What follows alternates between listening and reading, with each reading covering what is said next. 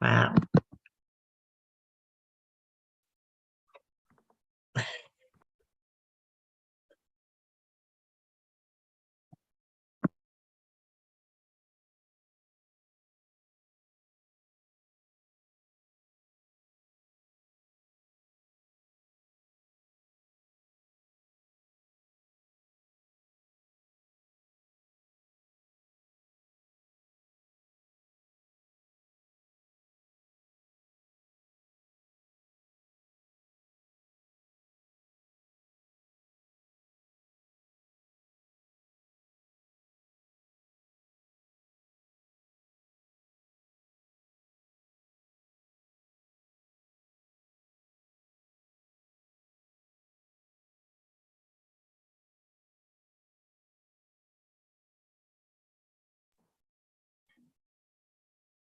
Welcome to Poetically Speaking, Many Voices, One Breath. We are here unfolding on the mic, live with many voices. Welcome to Poetically Speaking, Many Voices, One Breath. Okay. We are here unfolding on the mic, live with many voices.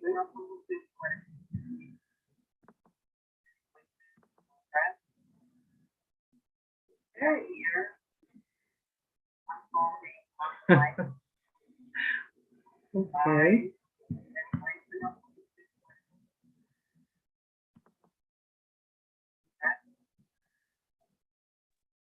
You may have to mute your sound on your live on the YouTube. On the YouTube? Yeah.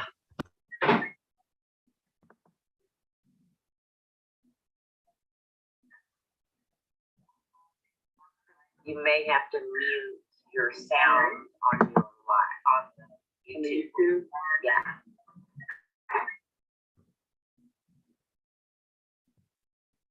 So we are a work in progress, and I'm going to I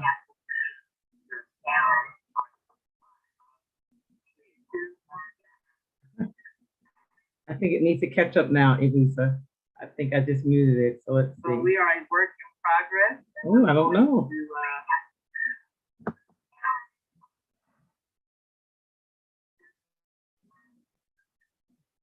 think it needs to catch up now, Elisa. We are a work in progress. I don't know.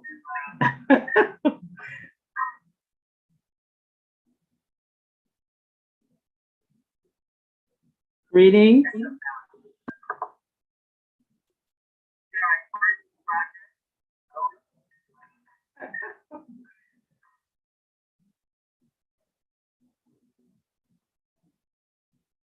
Greetings. Oh no, it's still echoing. How do I do this? I muted it on.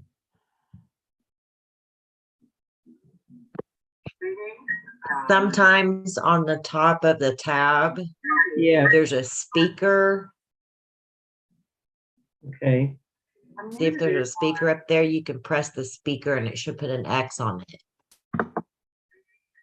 Sometimes on the top of the tab. Oh my goodness. My goodness.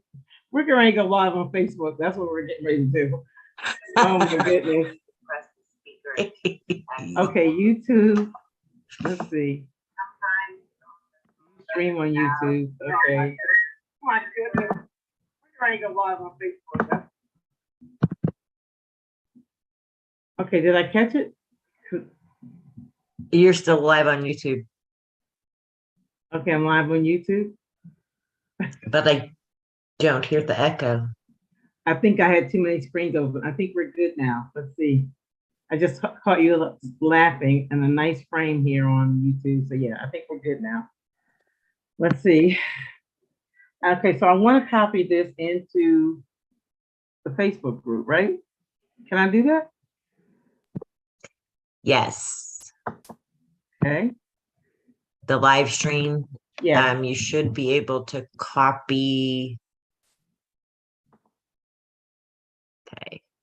Okay. I just did it on Grandma Grio's too. Yeah, Share the okay. event. let me go into Facebook here, and then I should be able to do that Oh, I too. can share. Okay, I can share it, yes, to Brett, but you'll have to approve it, admin. Okay, so how would I do, I'm just trying to work this out. How would I do it from where I am in Zoom? From Zoom Oh, to no. YouTube. Okay, You're so on I- YouTube, so you have to actually copy because you're going live on YouTube. Okay, You so have to so share the copy. YouTube link into Yes to Press. Is that right? Yeah, you have to copy the YouTube live link Okay. where it says live Oh, YouTube right here on the I just saw screen. it, Lisa. Say copy link. Okay. And then you just paste that link into the group. Okay. I think we're almost there. Let's see. Copy streaming link. Okay. Has been copied to the clipboard. Now let me go back to Facebook and put it there.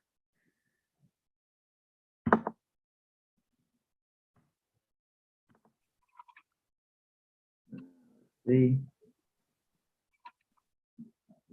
Okay, here's Facebook. All right. And copy the link.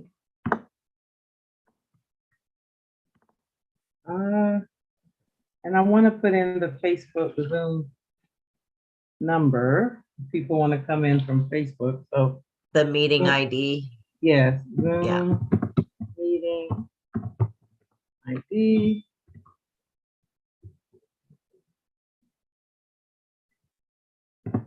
What are we? 891 8663 5872. And let's copy that link.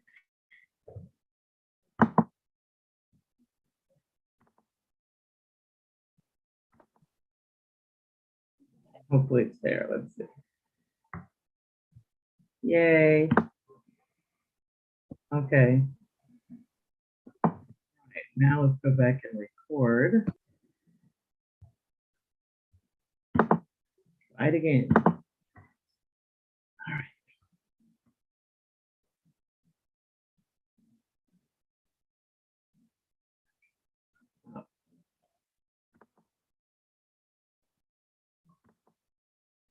We will start recording about this.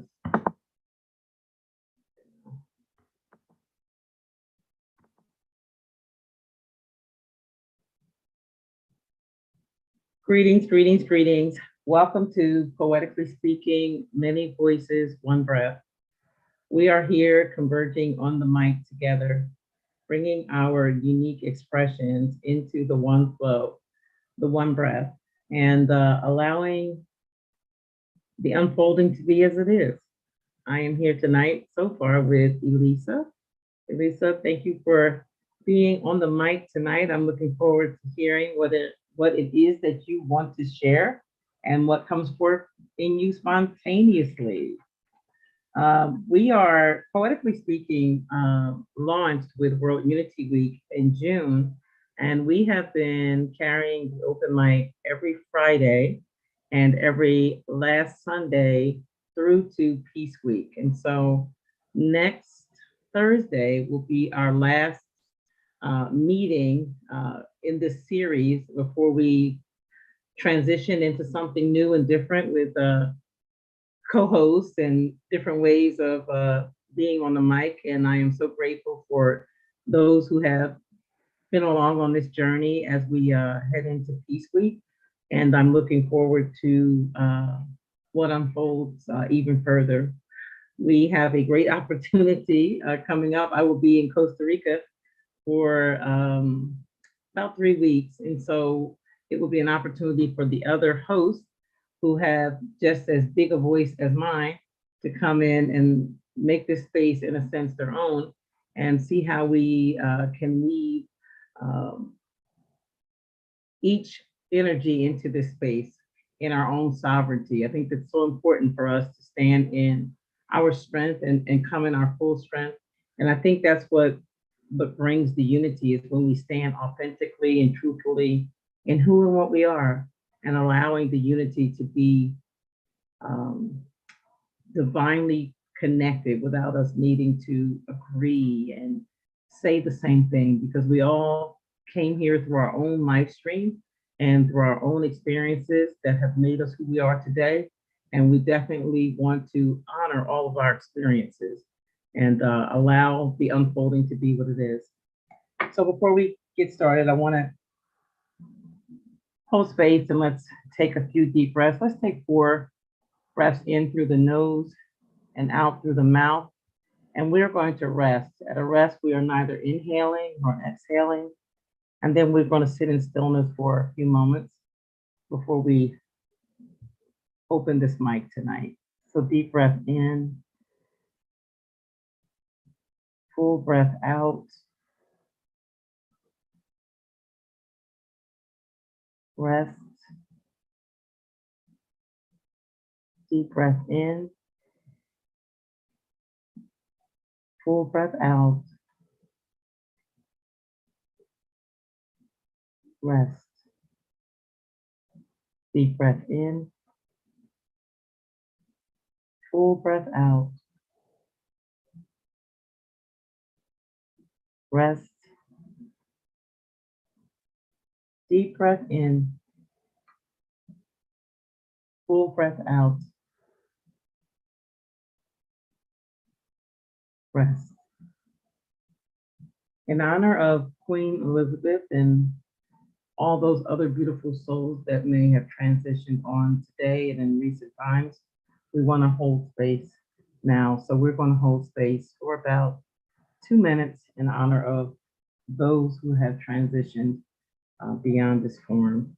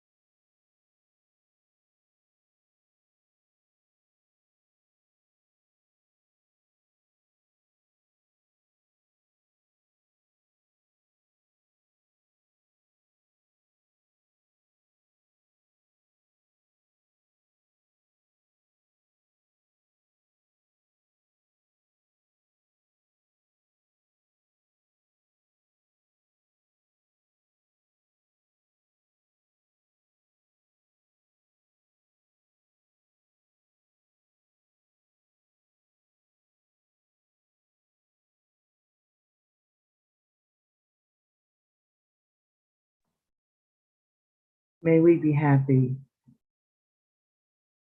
May we be healthy.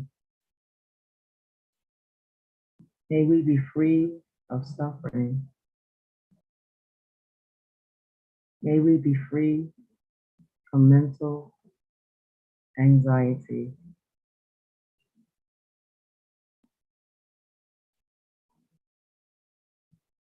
May we live in peace.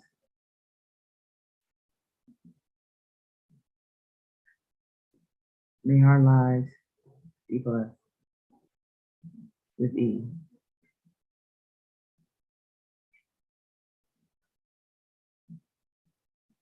The flower that blooms in the sun, the rain that waters existence, the peach pie tickling all factory loads, glistening, shimmering waters overflow. The sound of the cricket conductor, creating an orchestra, a litany of sound strings, cultivating a symphony that only the heart can sing. Music to the ear, daffodils, dancing upon the wind of time immortal, a portal, hastening the pitter patter of little feet, angels' wings, dovetails, the incessant wail, heard autonomously in eons gone by, in a baby's cry. The great mystery arrives, and we cry as breath leaves the body. A Sadi, Lion of Judah roar, across plain and mountain views skewed. The sky of the mind, this planetary tribe ascribe majesty and glory to dominion and honor and grace and about face. Perpendicular union, vehicular homicide ascribe the smile of a child, a bee pollinating, generational stagnation, servitude in formation, and we breathe. Heart melting, mind shaping, frolic and play, the masquerade, revealing the dance, divine pantomime, the spiraled projection, dungeness plenitude, and we regroup the communal soup, prepared with our tears, cultivated with memory, the power that we are experiencing in this life stream, fields ablaze, as energy rays from the hills and the valleys, momentous unraveling in remembrance. We laugh, we sing, we cry, divine lullaby. The dawning is nigh, and we breathe. We breathe, we breathe, we breathe. The eternal balcony, cascading, never ending liberty's song. Body bags, sacral portals, immortal, captured in skin, ligaments and tendons, organs, vitality display as the standard is raised. On every mountain, let freedom breathe, indeed. And with no words left, she wept.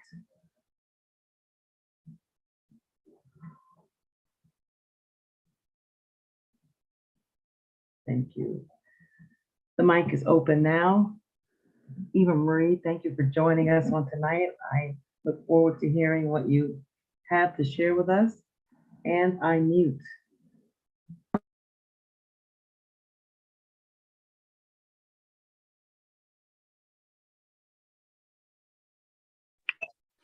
Looking for my book.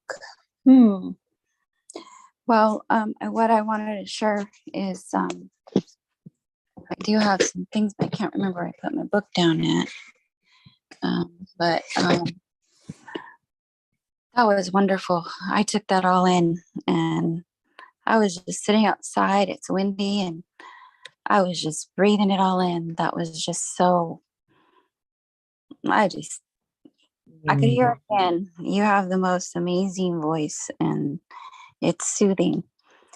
And just to give you a little bit more, my husband was listening with me this morning, and he says, "Is that not the most soothing voice you've ever heard?"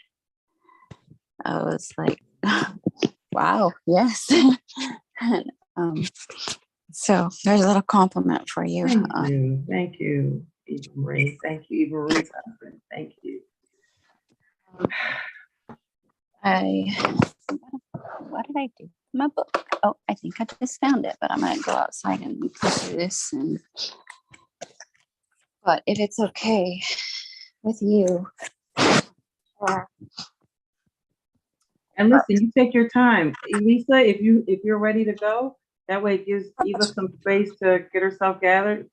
Whenever you're ready, Eva, but Elisa, if you're ready to share. I can be. I can certainly start and then Okay. yeah. Is that okay, Eva? Or are you yes, that's fine. okay?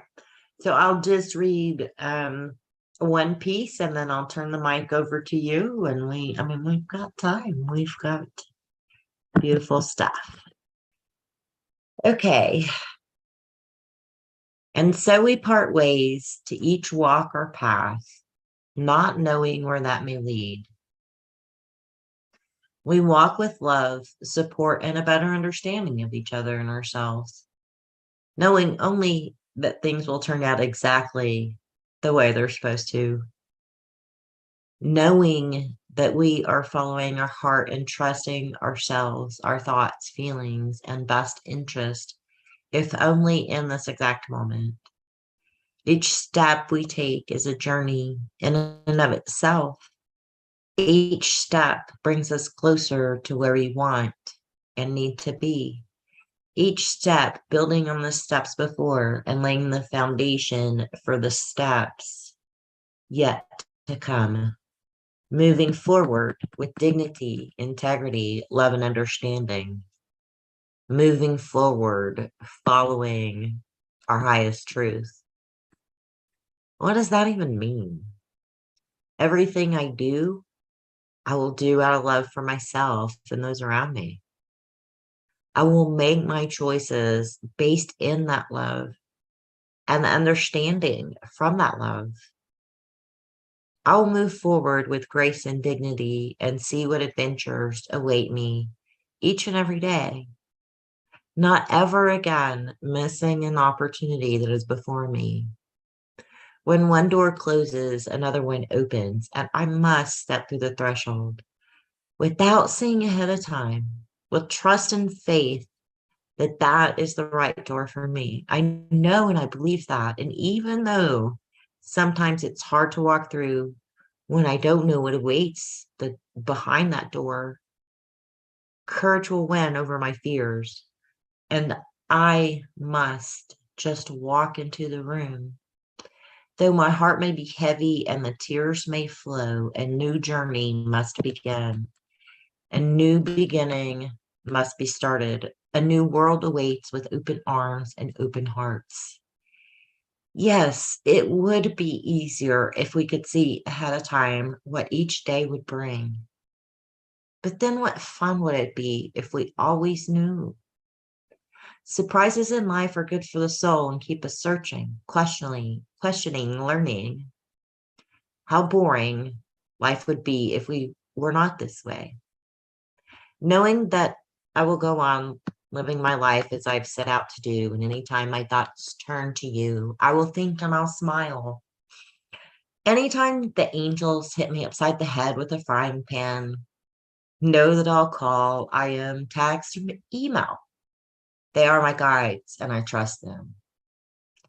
Know that you go on your journey with all love and support, although I know I will experience from pain from time to time.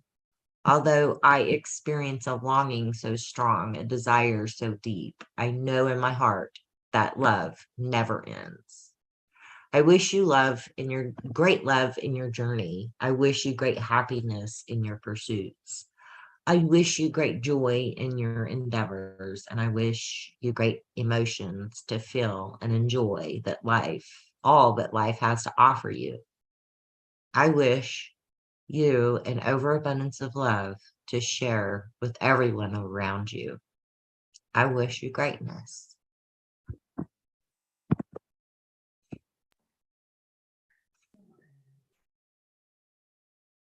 Thank you. Lisa, what's the inspiration for this piece?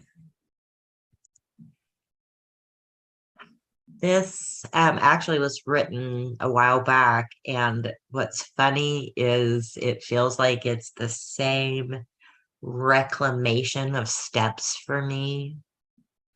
Like it's a recommitment for me that when I move intentionally and with love, no matter the types of relationships that I've attached myself to, that love is always going to be there. Love is always going to be the answer. And answering the call while allowing another the space to answer theirs. Yeah, it's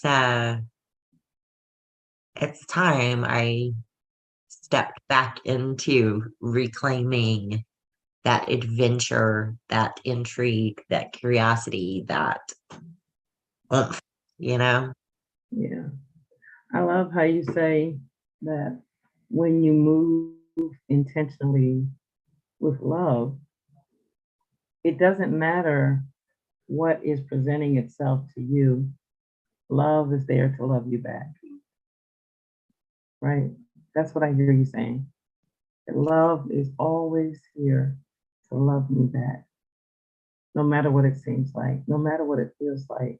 The truth of the matter is love is always loving me.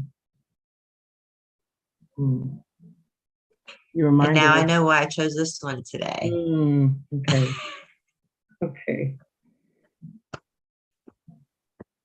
Thank you. Thank you. Eva Marie.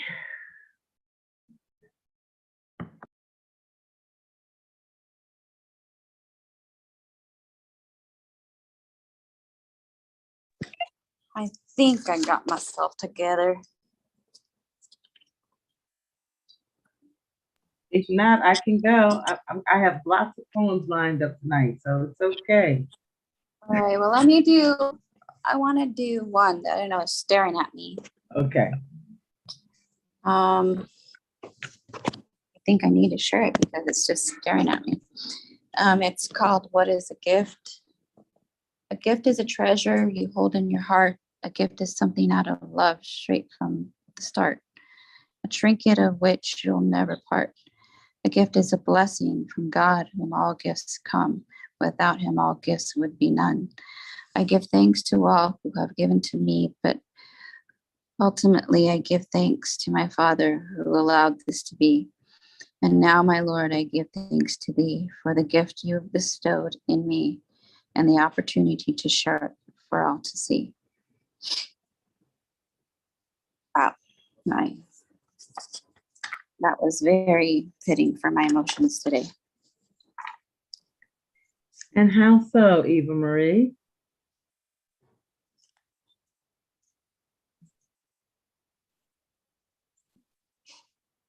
I'm not going to give you the bad news. I'm going to give you the good news. No, you give Eva Marie. You give whatever news you want to give. It is fine. It's all good news because it's all authentically you. So I don't separate. I'm sure Elisa doesn't separate either as to what's good or bad. It's you expressing yourself, and that's what matters. So share what you want to share, please. So yesterday,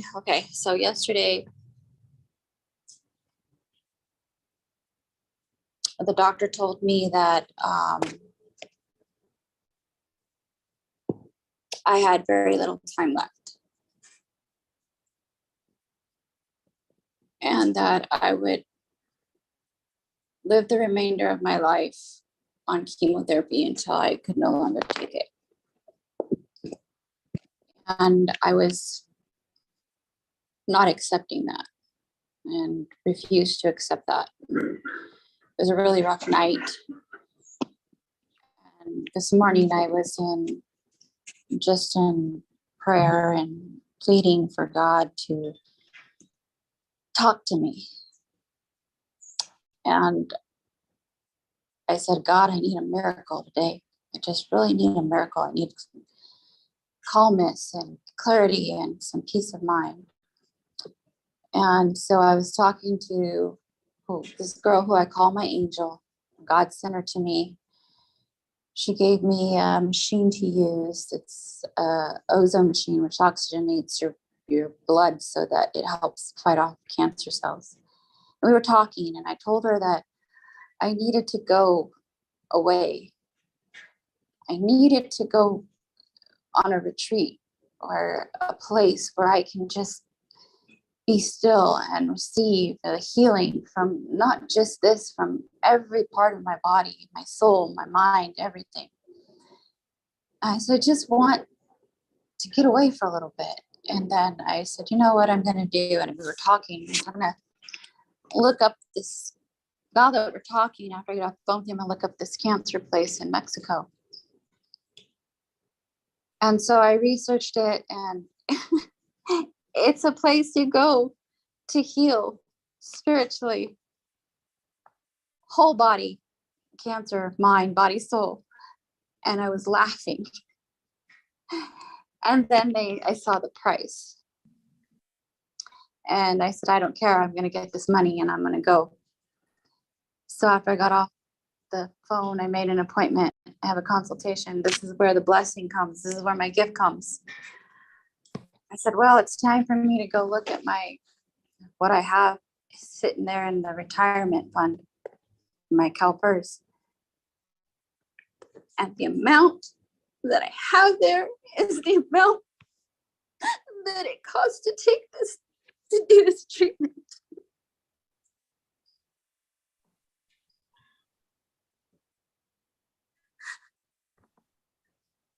There was my gift.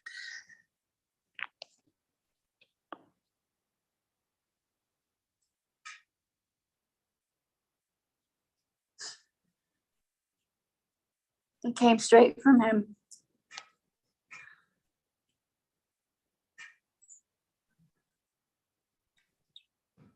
That was worth coming on camera for.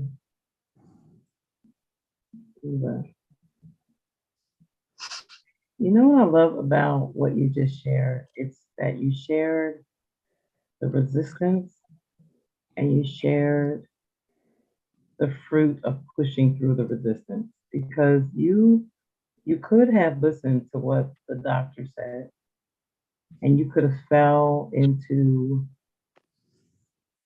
disrepair. That's the word that's coming to me now. You could have just allowed yourself to just fall in this place that you saw hopelessness. But what I'm hearing you say is that the possibility and the giver and taker of life that you rest in kind of lifted you and buoyed you up to be able to hear and to contact or be able to see that there's this place in Mexico, and then to go a step further and see that the money is available. That you did not allow the resistance to paralyze you, Eva. To me, it's so much more powerful you sharing the resistance that you got. If you had started at, and you had started at, well, I contacted this place in Mexico because I really just need to get away and I need to recuperate at just go away to heal. You could have started there, but you started with the diagnoses, right? That you don't have that much longer to live. And we know that this is one possibility of many possibilities. That life and death is in God's hands. There are many people who have gotten cancer diagnoses and 6 months to live and have gone on for years to live, because no one leaves here until it's time for them to leave here. And clearly, there is more living left in Eva. And this is a testimony. It's a testimony that is evolving through each step. And you continue to speak your faith, Eva, that to me, it helps and inspires someone who is going through a cancer diagnosis, who has been told that they don't have much longer to live, and you're still going on to pursue life. You're still going on to pursue healing. And as long as we have breath, there's hope. And you are here, Eva Marie. You are here right now. I don't care what that doctor said. I don't care how many months or days or weeks they give you. You have life in your body. And every moment that you're here, sharing your faith is a blessing to someone else. And healing to you, and healing to you. Wow. I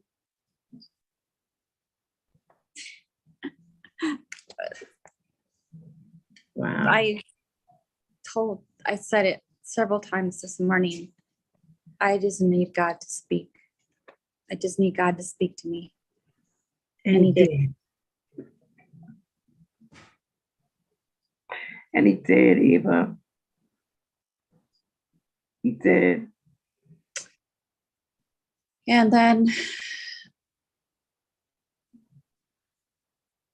I also had the opportunity to speak to someone, and she calls me and says, I feel like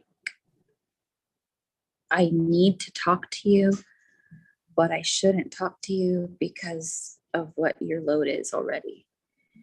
And I said, this is not what life's about. I said, I have my load, I have things, but I am not here to just pretend like nobody else exists. So speak. And she told me that she was diagnosed with a mass. And I told her, you were diagnosed with a mass. You don't know what that mass is. You don't know if they can remove it. You don't know if they can't remove it. You don't know that yet. So get out of your head. And I said, if it's any time in your moment, the only thing I can tell you about this journey is you have to go inside yourself and find your faith. Find where you can breathe first. I said, learn to breathe. And to whoever you reach out to, everything, just reach out, pray, meditate, whatever it is you need to do to manifest, to push yourself forward, to take those steps that you need to not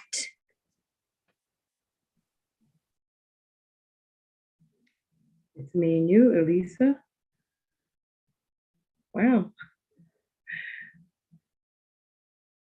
I'm sure she'll be back.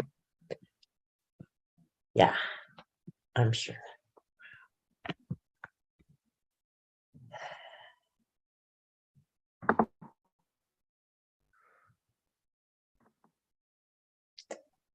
I love how Creator moves.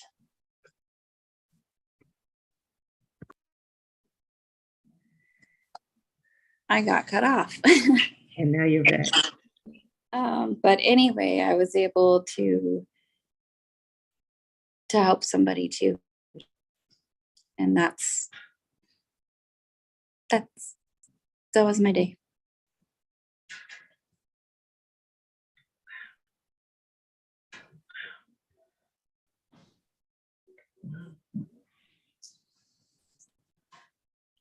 I was just want to kind of sit and hold space. Wow.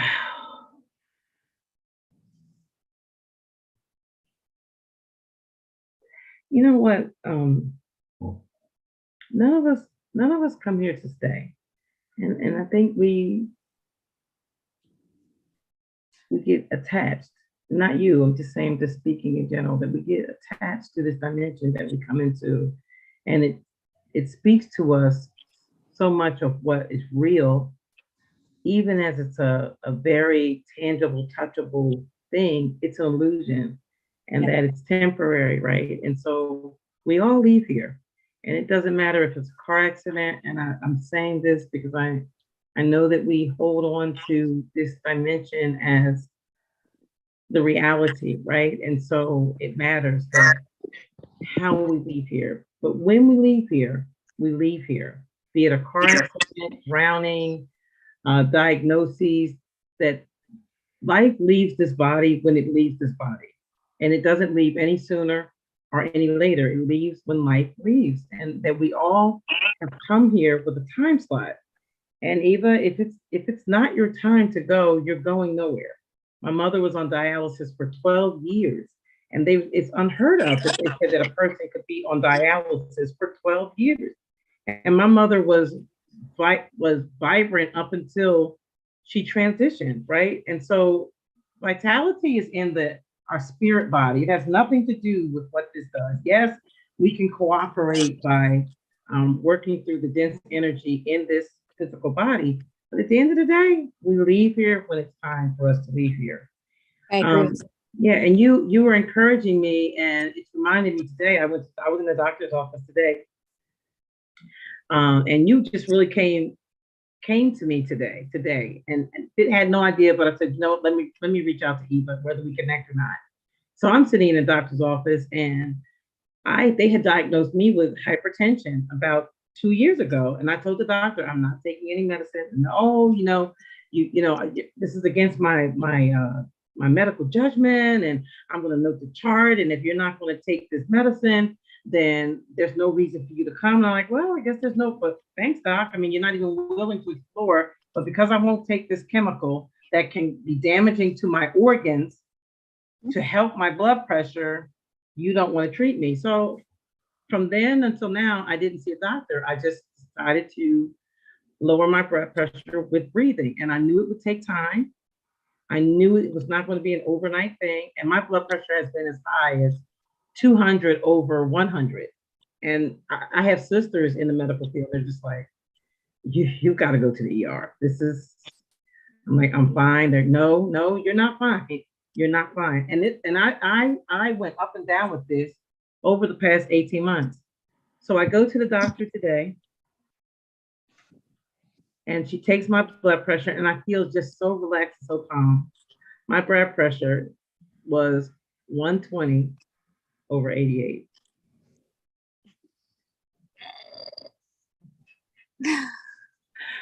I am so overjoyed right now because it was done naturally. It was done with breath. It was done with exercise. It was done with stress relief. It was done with a lot of things had to happen in order for this to be what it is today. 120 over 88 with no medication. Lots of breathing, but lots of breathing. So I say that to say that this body is going to do what this body does, and it can heal itself. And that cancer is a diagnosis, but it's one of many diagnoses. And there's many, many ways for it to be addressed. Like you are seeing yourself, even by going to this retreat. I'm getting ready to go to Costa Rica. I don't know when you're going to be in Mexico, but I'm going away too, because I feel the same way, that there's things that are going on in my body now that I really just need some time away from everything to just let my body rest, just to get away from the record. The interesting thing about it all is that I was already speaking it. I need this, and this is what I need. This is what I need. And this place gives it exactly what I need. And I'm just, okay. And then, okay, this is another blessing in it. Okay, so they allow one person to join me that I can take with me. And I've been praying for my son. And Lord, I go, he needs a spiritual breakthrough. He needs to break this pride. He needs to break whatever it is. I mean, there's no reason he needs to let go. He needs to let go. And he gets to be part of the spiritual healing.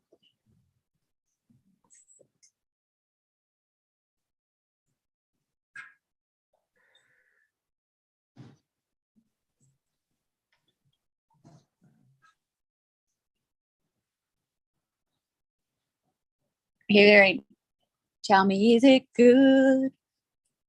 Tell me, is it God? It is good, God Almighty.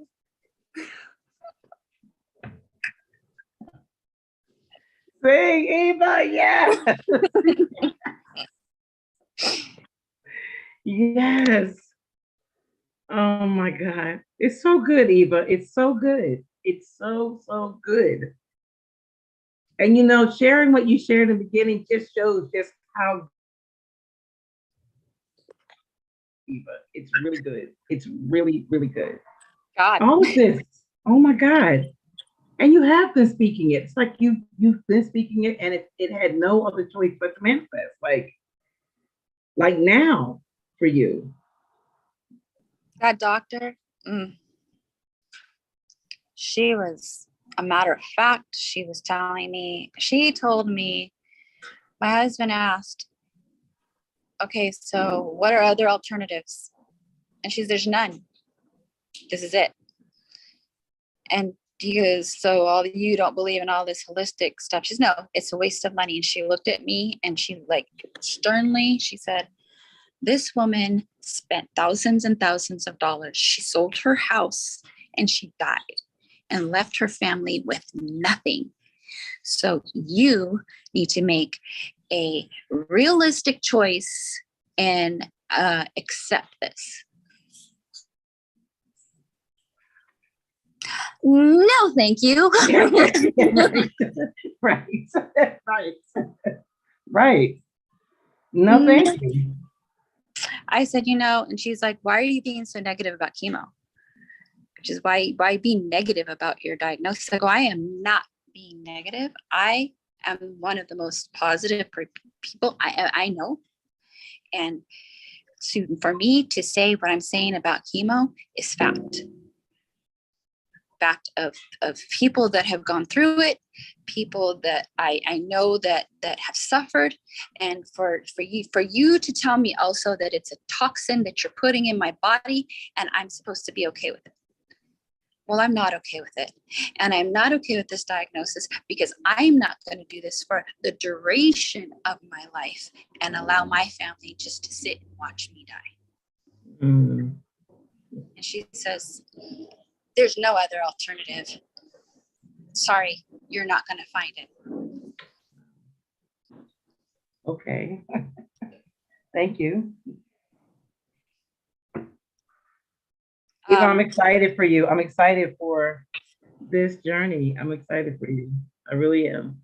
And you know, today, after that, you know, I was in a funk for 2 weeks after my surgery. And I took a minute.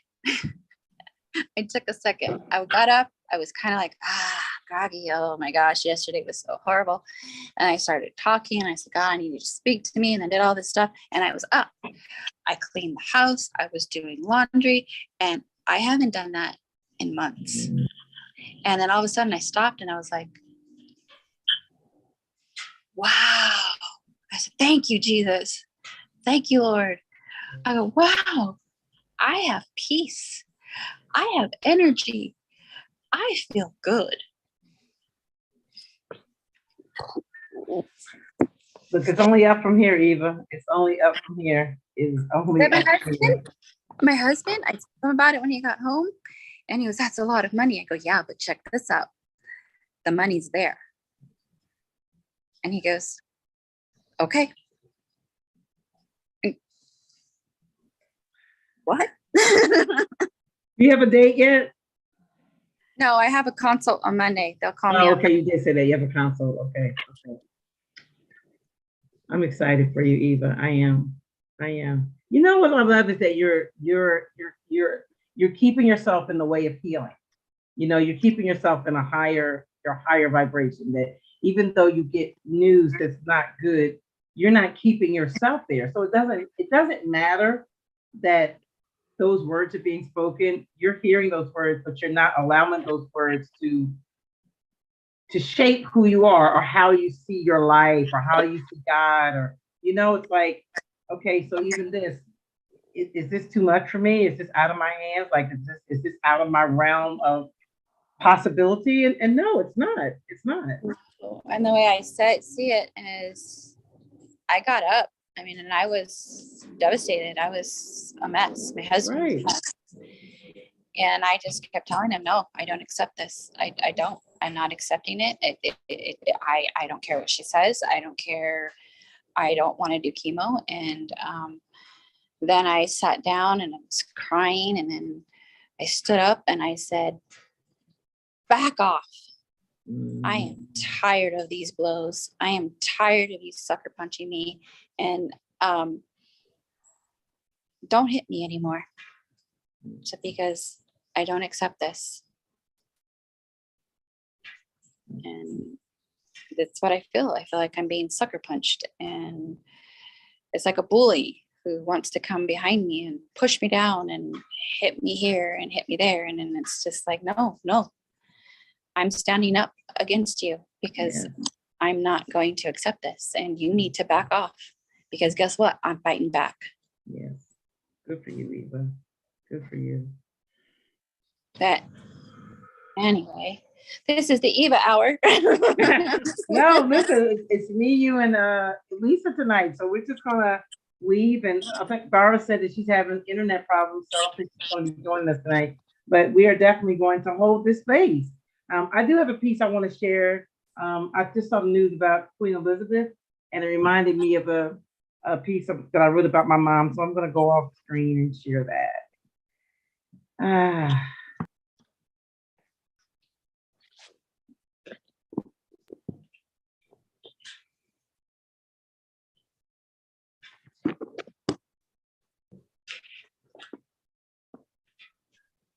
Well, I had it here and it took me all the way back up to the top of my screen. We don't want that.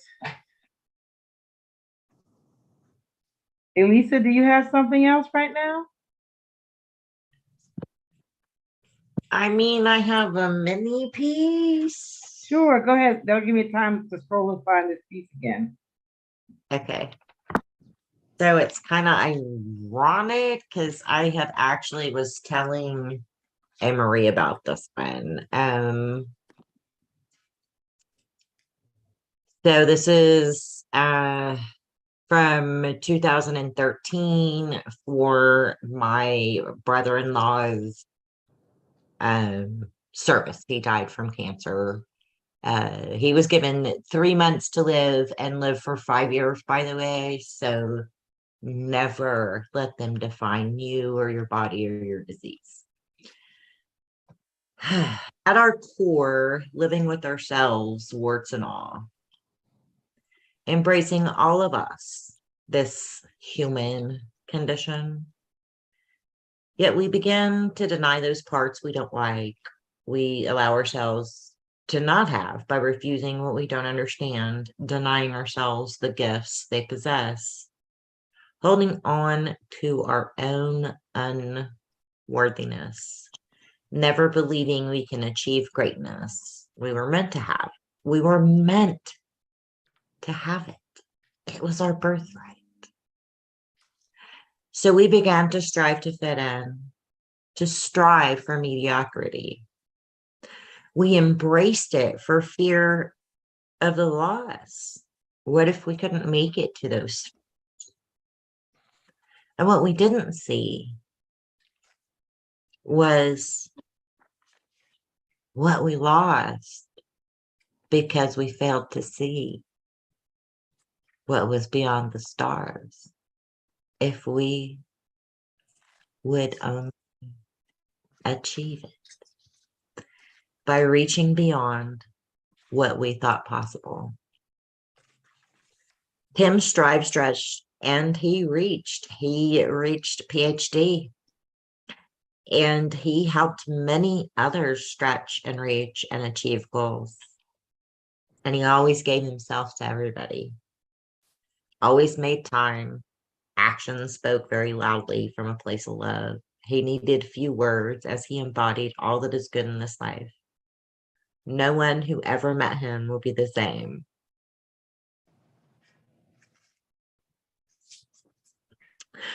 Everyone he has left behind knows the depth of his greatness, of his love, and he will truly be missed.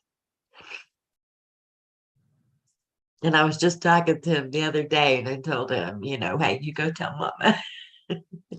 You go take care of mama.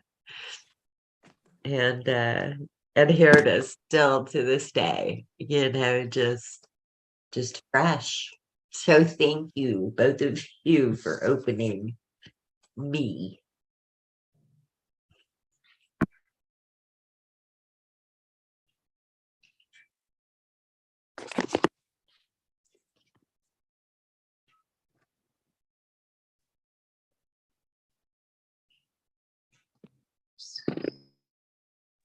Bless your heart.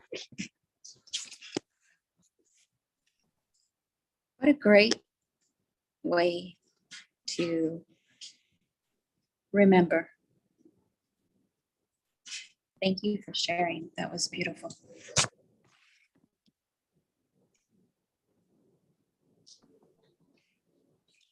Lisa, can I just say, I honor your tenderness. I honor your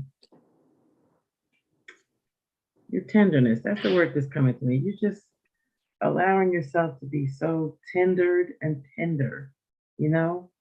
And it's beautiful, you know, just every word, just such intent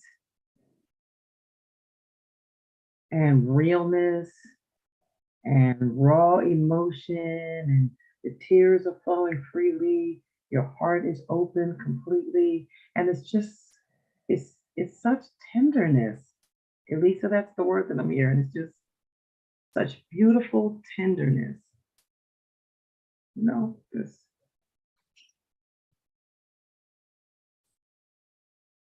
I think Mama gifted that to me when she passed, because I have never been accused of being tender.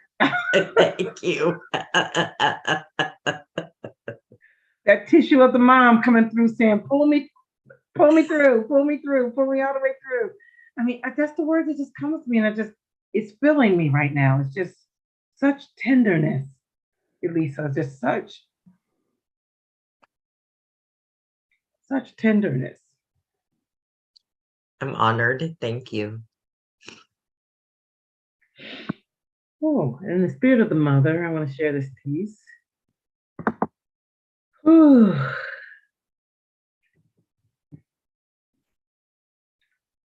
My mother transitioned in 2010, and her 82nd birthday, our birthday, was August the 10th. And I wrote this piece. It says, today marked 82 years since you took your first breath. As I stand in remembrance of what your life has meant, its true resonance, felt beyond the pain of reliving, beyond the emotion of grieving, receiving, strength renewed in dates with joy, so many descending, a rhapsody of a girl, of a boy. Your indelible imprint as my body entombed in the sac within the body that once contained the spirit, you.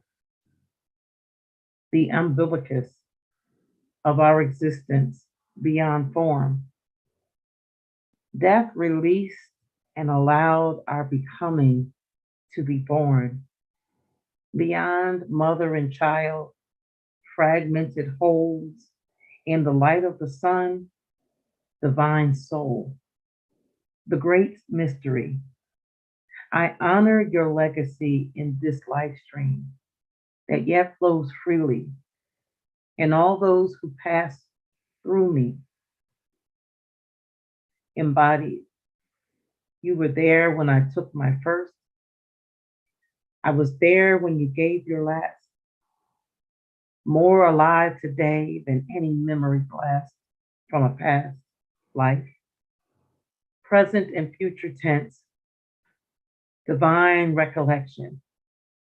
Your faith and determination and the care of every mission speaks volumes beyond the grave image through me, carbon crystallizing. A whisper of wind clips my face, the words of our generation speaking of grace sourced DNA, a divinely ordained moment, both literal and figuratively. Deep gratitude and honor, love without end. My mother, earth teacher, fellow human, my friend. I remain, we are, until. Happy birthday, Mom.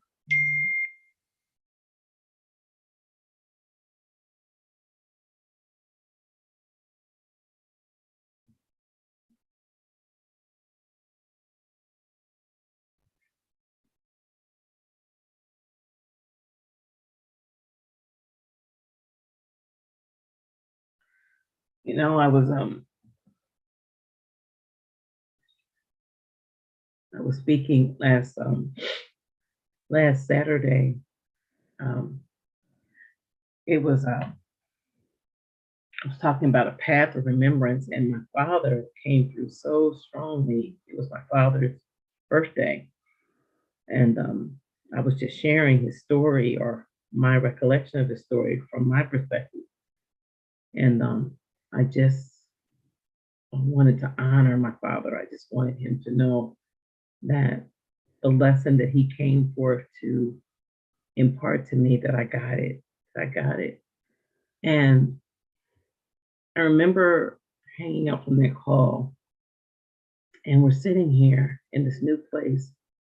And I was talking to my granddaughter, and out of my peripheral, I could see this fog forming, like almost like when you open a freezer and you see that mist that comes out the freezer. It was forming. And I was telling my granddaughter, I said, if you look just subtly, you can see. And she didn't see it, but my grandson, he said, I see it. And he walked right to the kitchen and he put his hand right in the mist, and it got bigger. And I said, I acknowledge you. I acknowledge you. And I knew that it was my father. And in the moment that I recognized that it was my father, I sensed my mother.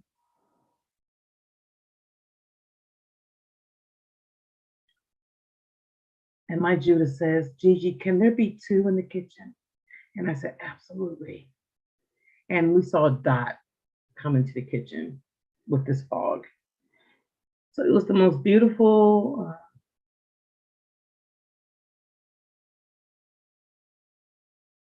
acknowledgement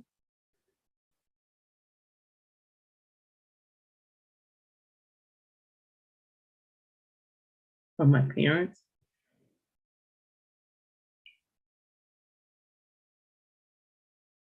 And I'm so grateful that I came to a complete understanding of the purpose of my parents while they were still here.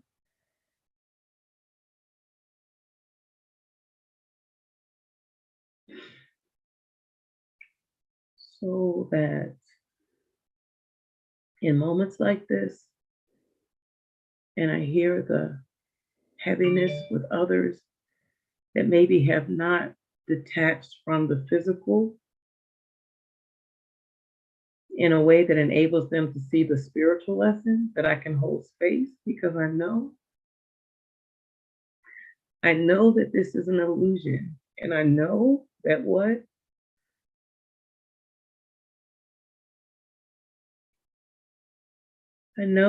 what our parents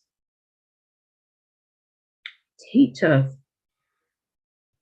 is a foundation and catapult into our becoming what we already are. You know, for so many years, I blamed my father, I judged my father. And when I put them back into their rightful place, my father gave me the power of the lesson of abandonment. And my mother presented the opportunity that is to be found in being present, in being present. And when I put them back together, right, when I joined that, divine feminine and divine masculine example to me that I can be whole, that I can look at abandonment from a place of protected safety and say thank you. And I can sit in the fragmented place of abandonment and all that it spoke to me and allow presence to embrace me in the midst of it. That we would come to a whole experience, a full understanding of the parents, of our earth parents, that how they serve to remind us who we are and why we are here when we can move from the physical attachment, and how beautiful it is for us to make that leap while they're still here, though it's possible to still approach it with them leaving the body because energy doesn't die. It just takes another form. And so just in that moment, just felt the presence of my parents. And I know that I hold them in a good space. I thank them for what they came to show me and to teach me. And as Var Joy shared with us on a previous live, that we sometimes get so caught up in the lesson that we miss the power of the lesson. And I am grateful that I am able to sit in the power of the lesson of my parents and how that serves me today and how I carry them with me. And I think we all here on this mic tonight can attest to that, because at least I think all of us, our mothers have transitioned. And that's such a deep connection, right? And that we now stand as the matriarch of our families now, and that we still carry our mothers with us. And that even as we're going through whatever we're going through in our life stream, that we have the blessing and the presence of the mother with us. And that gives me peace and brings joy. Thank you for allowing me this space.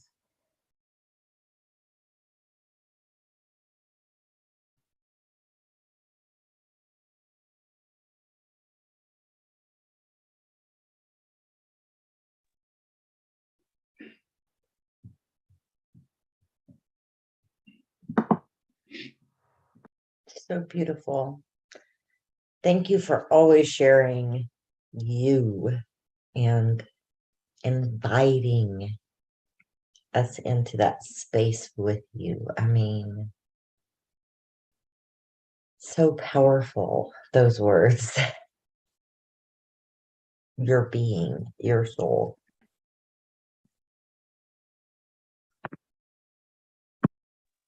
Your vulnerability is inspiring, and your heart is so transparent, and you're beautiful. And I felt you.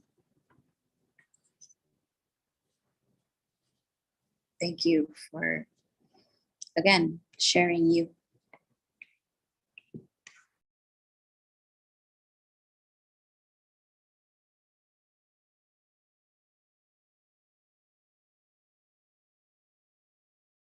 You know, ever since this is one of those nights, I think my heart is so full.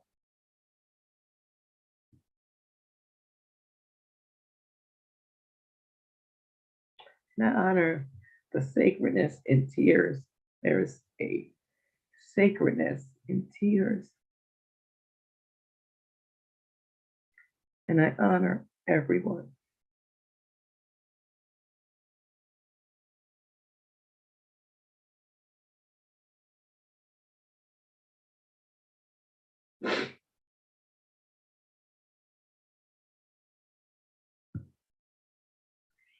There's a healing work in tears that's just so beyond words, no pun intended, but it's just, there is such healing that occurs in tears, through tears.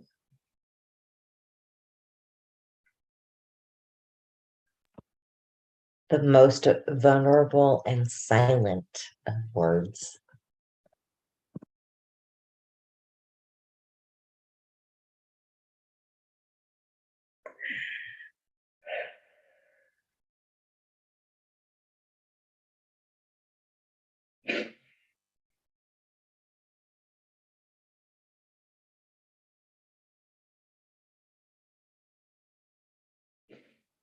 Yeah, it's just come over me. It's just, and I can't even move from this place right now. Just,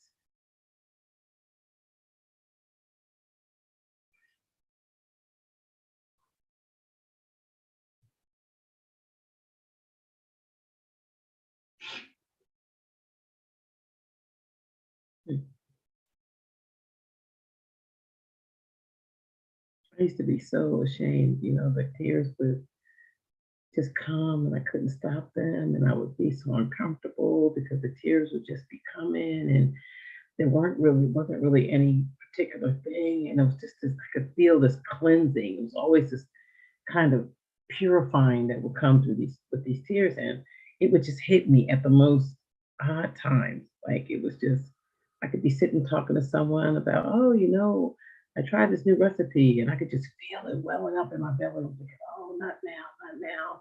And it would just, and people just, people are uncomfortable with tears because they don't know what to do with them. Right? Well, I decided that I wasn't going to try to explain it. Like I can't explain it because there's nothing I don't know, and so I don't want to put words to it. So I would just begin to let the tears flow, and my friends got comfortable with it, just like, oh, here she goes. And I'm like, if you all knew, it's not me crying. It's almost like my soul, like something coming from beyond me, like, and I feel that tonight, as I was sharing and listening to you both share, it's just, I could feel it coming up. I'm like, it's gonna spill over. And it's like, I just have to allow it to pass, and it's just, it's beautiful. I honor the sacredness of tears. There are many times in my journey where I didn't have the words and I could sit for hours and just let.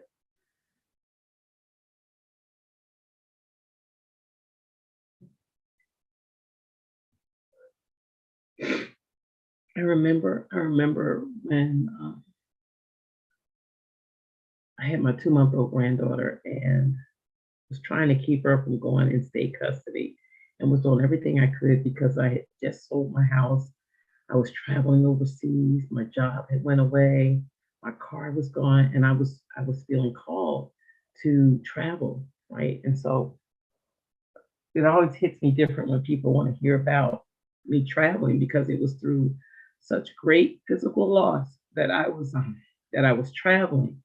And this particular time, my something was going on, and the Protective Services was trying to remove my granddaughter, and she was only 2 months old, and I didn't want them to take her. So my friends, we were trying to, like, oh my God, you got to get the house back. You got to take it off the market. I'm like, I can't stop it. Like I knew that the way my life was going, that I couldn't stop it, so I couldn't pull back the deal on my house. I couldn't get a job back. It's just that I had to allow it to happen. And I remember we had done everything and put everything in place. And they said, yeah, yeah, yeah, it's okay for her to be here. And the next day they came and took my granddaughter. And I remember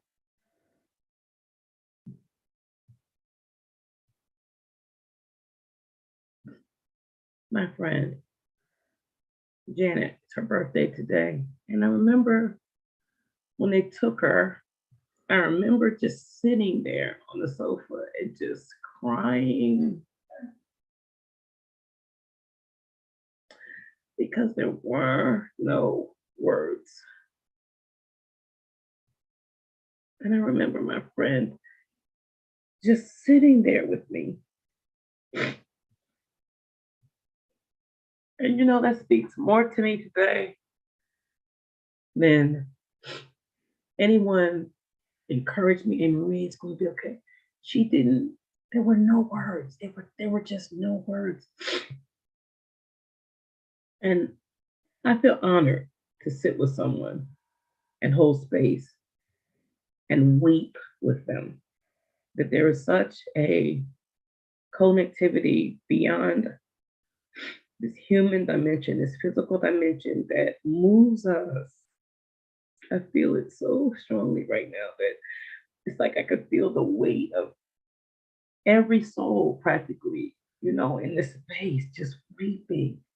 And the great soul just sitting with us. And I feel it. I feel that in this moment. And so I honor Janet today, Uh, she didn't have pretty words to say to me. There was nothing that could have been said. But the fact that she sat there, it seemed like forever we sat there on that sofa, just sitting, just sitting. And that's why I'm a big fan of tears and allowing you to speak your experience where you are, because there's something with people not wanting to hear darkness and heaviness and allowing people to express where they are. Like we want to pretty it up. So, well, it's not pretty. It's not pretty. It's not pretty right now. And that's not where I am. It's like, no, no, no, be quiet until it can be pretty. Well, no, it matters now. It matters that I speak it this way now.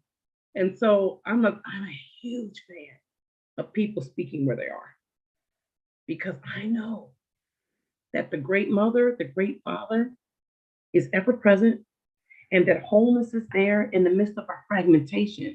And that when we can move beyond that place, or maybe even in that place, and see that in my fragmentation, all is well. And that has been my station. That has been what I have come to find peace in. That even as things happen, all is well. And not some fake phony. I'm gonna say it till I believe, or I'm gonna fake it till I make it. No, when I hear news that's not necessarily the most comforting kind of news, when I say all is well, I know I'm saying it from a whole place, but I still allow the fragmented place to speak, because it has a place, right? Like we come here and it's like this kaleidoscope, and we have these fragments of our life, and that they speak to us, and we can either go with the fragments and be pulled and tossed through the wind, or we can just acknowledge them and sit in our wholeness, right? We can sit in our wholeness as we experience the fragmentation. And that's been my journey. Wow, I didn't plan to be on the couch today, but it is what it is. And I just want I feel that. So the loss of the mother and that experience, I feel that, and the tenderness of you, Elisa, just I feel that, it's real to me. That tender place is just so real, and it's just it's powerful too at the same time, because it's just so, like, the lie can't do anything with that. It doesn't even know what to do with that. It's just that you're being so tender, transparent, authentic, and autonomous, and fully standing in everything that's Elisa, that nothing can by any means harm. It just can't harm you. Like, it doesn't know what to do with that. It's so powerful. Like, and even when you're just, I feel forgotten, but I know I'm not. But even in letting yourself feel forgotten, though, what can you do with that? You can't do anything with that. It's like I'm acknowledging feeling forgotten, though I know that none of us is. To me, that's the whole speaking to the fragment. And that's the beauty of the journey. You know, Eva sharing how she got that news. I mean, I can only imagine. My brother transitioned with leukemia. So I understand that. I have friends that have gotten that diagnosis, and all of them experience it different. And I remember at a point in my journey there was a person who had cancer, and they were in the last stages of it, and they wanted me to go pray for this person. And I remember going to this person's house, and when we walked in, she opened the door, and I just remember feeling such an overwhelming sense of peace. I just, all I could do was go sit on her sofa. I just said, you all want me to pray for this woman. I think she should be praying for all of us. Like this woman had such peace. You could tell that she was just riding life. She was just with life.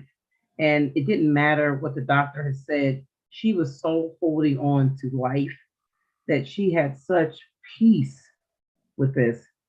And I just honored her. I just honored her for the space that she held, that um, even though her physical body seemed to be wearing away, she was gaining strength. She was gaining strength. And so I honor you, Eva, for the space that you hold, and that you're not allowing the diagnoses to speak truer to you than what you know to be true, and that you are acknowledging when you are experiencing fear or worry or doubt, and that you are continuing to move forward in what you know to be true. To me, I see that when we get these reports that are not necessarily what we see as what good news, that they can either pull us down or they can be a stepping stone. And it's up to us to decide which. And I think that it's important for us to acknowledge what's being said, what's being shared, but not allow it to speak to us greater than what we know to be true. That we are greater than the sum total of our experiences. I know this to be true. Again, thank you.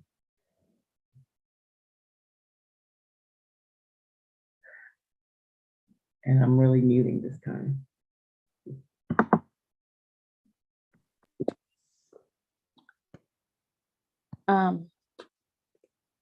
I wanted to ask you real quick, did you notice anything?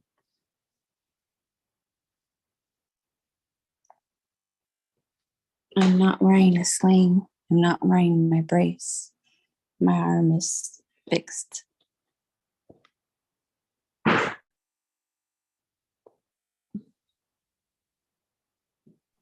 was so on your face that I didn't even notice it, Eva. And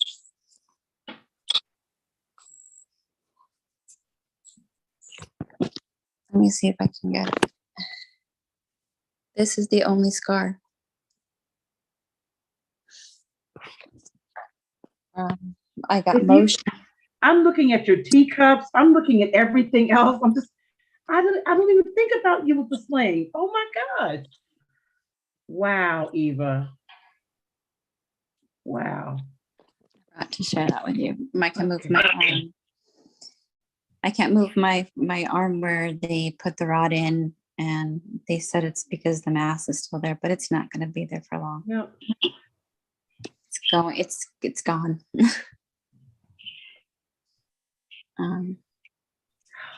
Eva, wow. I don't even have words. I don't even have words. Thank you for sharing that. Thank you. I didn't even know. I was so in your glory with you that I didn't even notice it. Wow. Powerful. Oh, look at those. You wanted to see. I'm a collector. I see. That's part of my vision of sharing with people what my thought is. I think I shared it on the community, but when I want to visit with people, I want to make it a friendly time where we share a cup of tea or a cup of coffee. So I'm collecting them as gifts. So when I start having clients or visitors, and then that's going to be their thank you gift for coming to visit with me. Yes, I love it. But I don't even know. I don't even have words to express. I think you shared them all the feels with us, all of the emotions, all of what there is. I agree with every bit of it. I'm a crier. I've always been a crier. Cry when I'm happy and cry when I'm mad and cry when I'm sad. And my family is like the same. Be careful what you say. She's gonna cry. But that's me. I get that too, Eva. I understand. And then it's like we're at a swim meet and my son has completed his 25th race and I'm crying because he beat his time. Oh my gosh, Mom, seriously? Seriously. Yeah, I want to share this with you, Anne-Marie, because I think it's fitting for what you were saying, kind of, as far as not as being a parent, but as being a child. Yes. It's what I am. I can only be who I am. I can only learn what I am taught. I only see what is shown. I only hear what is being said. I see, hear, feel what is around me. I know only what is known. If to be judged, criticized, and brought down is by what you determine to be right, then how can you say I am wrong? When what I am and what I do is up to you. The example is you. I am what you are. Look down on me, look down on yourself. Innocence is bliss, ignorance is cruel. To know the difference is wise. I see the good, I know not bad. Maybe I can teach you, and you can be me. Then you can see what I see, a place of experience and things not so far out of reach. I can love you, and you can love me for what I am. And what I am is a child.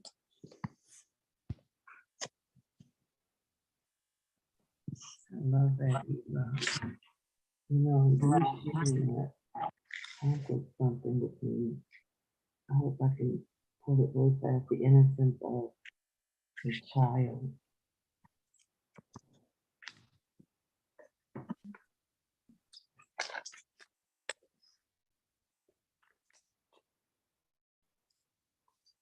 Yeah.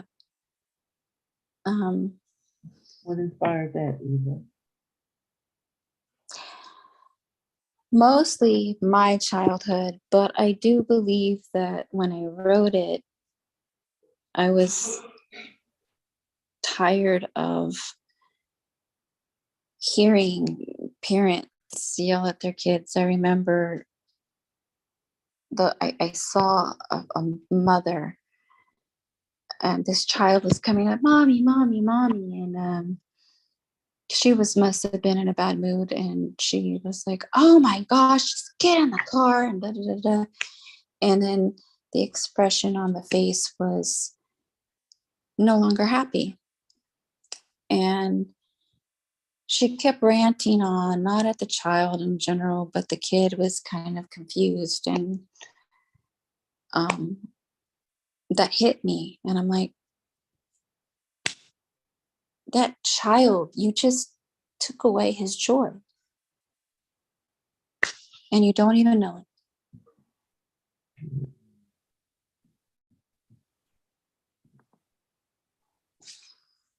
And he was just innocent and happy. And what did I do? So that's where that came from.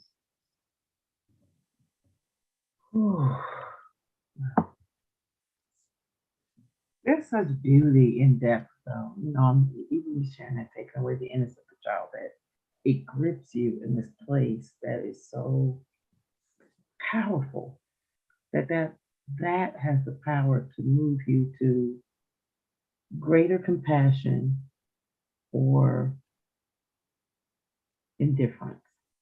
That same power right there has the power, and it depends on the journey. It really depends on what the lesson is for me, what the lesson is, and what it's presenting to show. You know, that you can have one child that is so traumatized by the raised voice of a parent, and another who is able to transcend it and turn that energy around and use it in a way that is helpful not only to themselves, healing to themselves, but helpful to other people. So it's just something to see how that energy can be utilized. And it really depends on, I know some people say the person, for me, it depends on the lesson, on what that energy is coming forth to reveal or to serve. And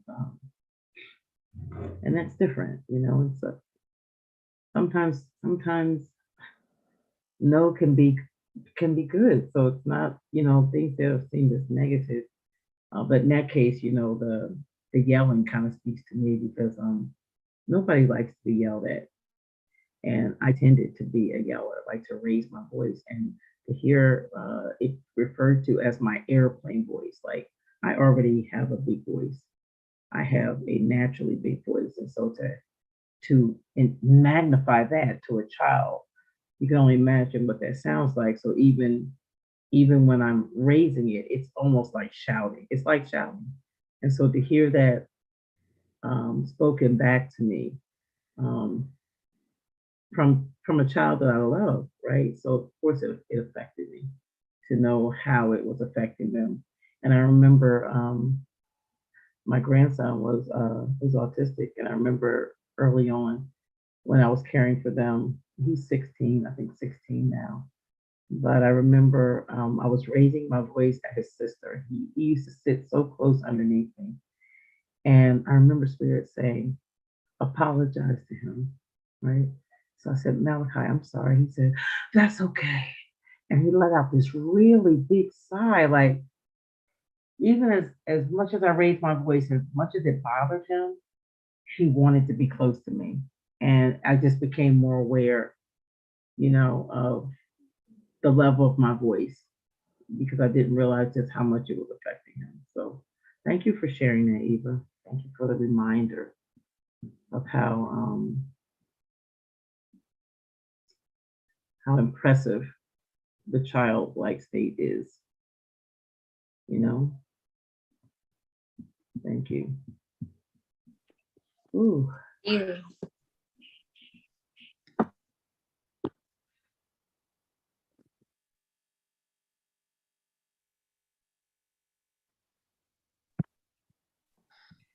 And the humanness.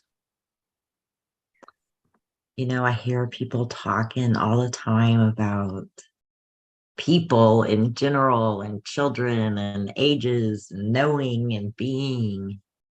And we forget that we're not designed to be 100% on all the time because we are human, and that as we both learn to forgive ourselves for those human moments, we also take the time, which you so beautifully put, addressing that traumatized now child, because there's two pieces to that. And we as parents can carry that over if we don't forgive ourselves, because we keep calling it into existence by beating ourselves up with it. So I love the beauty in all of that you brought. Thank you for that.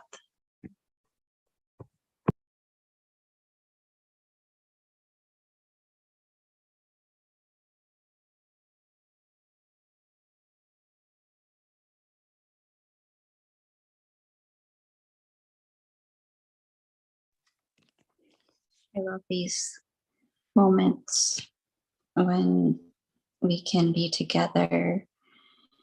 It's good to do it alone sometimes, but when you can just be in a space where it's flowing and the everything is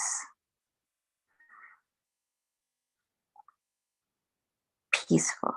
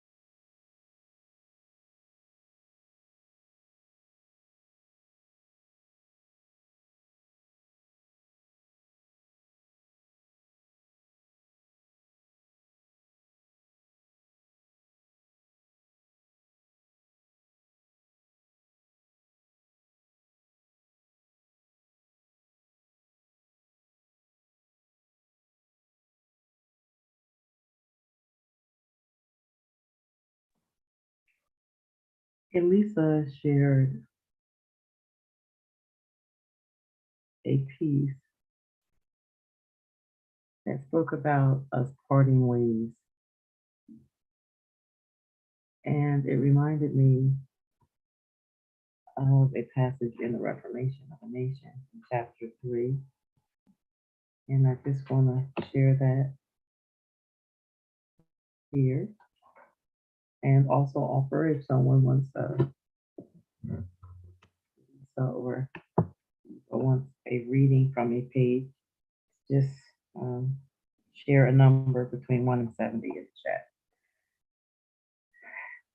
And it says,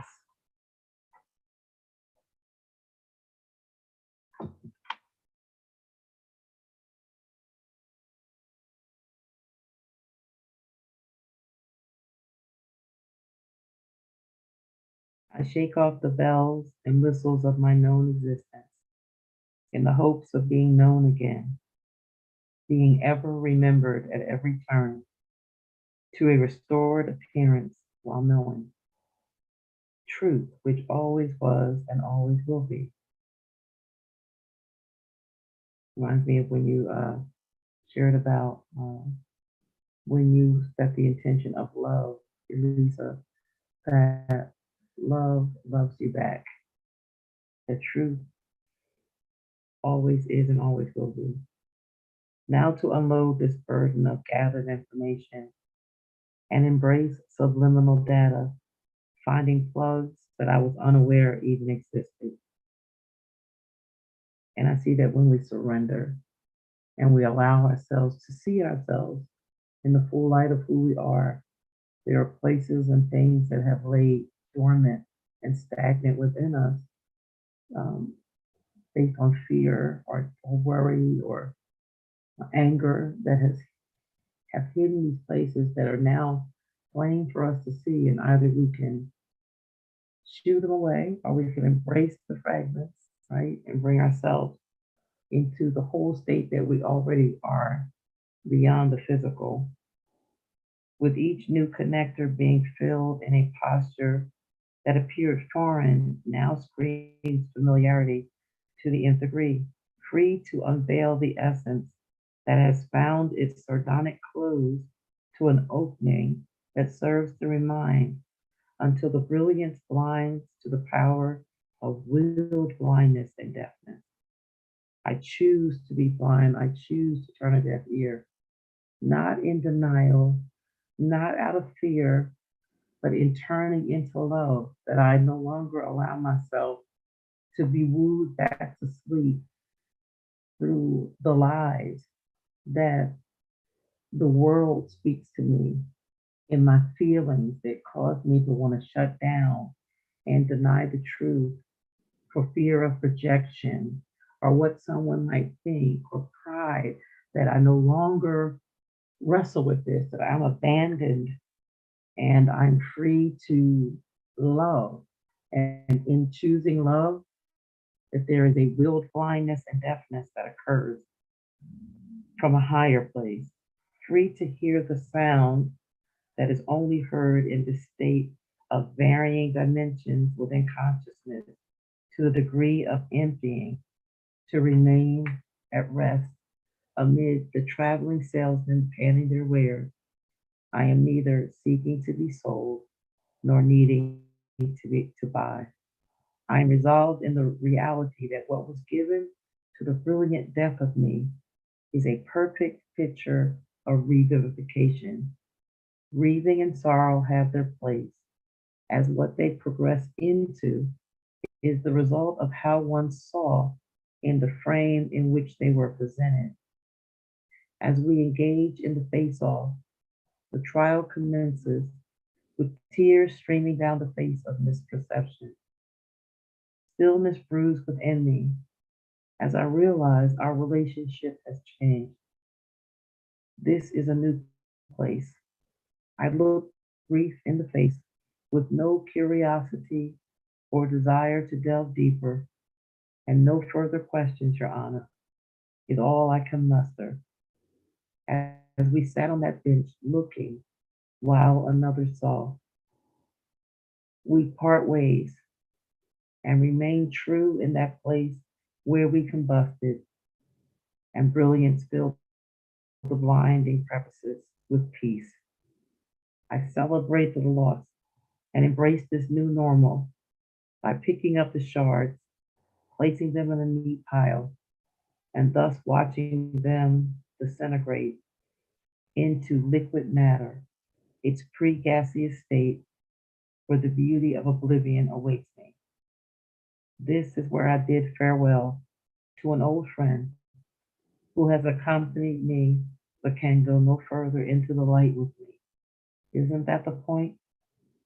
I'll see you again under different circumstances, and though your face may change, I will know you. Of this I am certain.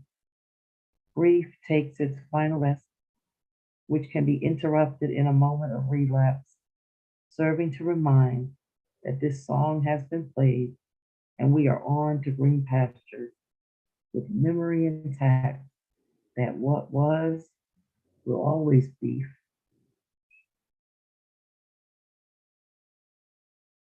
Grief takes its final rest, which can only be interrupted in a moment of relapse, serving to remind that this song has been played and we are on to green pastures with memory intact that what was will always be. Grief and or no grief. Thank you.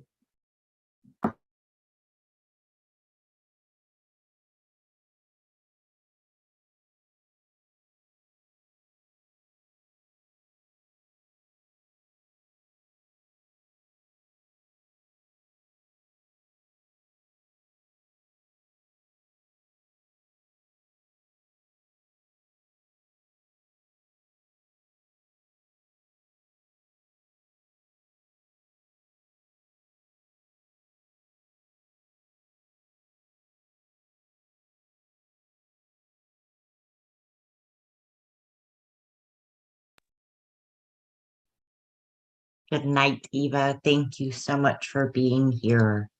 And I'm sending so much healing energy your way.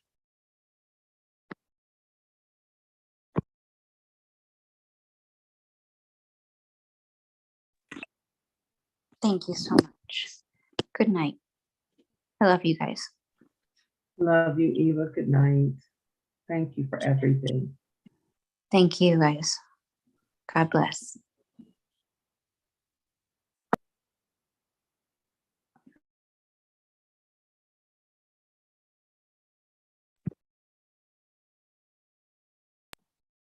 I am feeling so meditative.